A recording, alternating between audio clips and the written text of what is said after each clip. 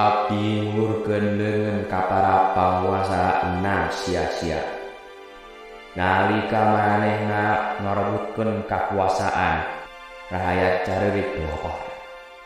Nah, rahayat korban kakuasaan kantos anjeun mikir kahancuran.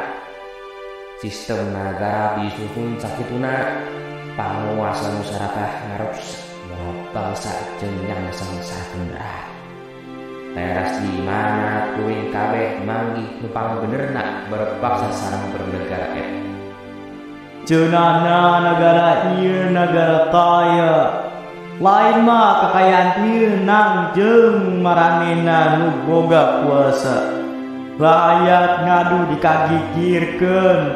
Di mana letakna kamanusiaan jeung keadilan ieu. Memang kuring gabenang kaulinan negara, kaulinan panguasa. Musibah sapertos carita nuju sare bagi anjeun. Para panguasa mah di imah gedong, samantara rakyat biasa mah di antara sampah.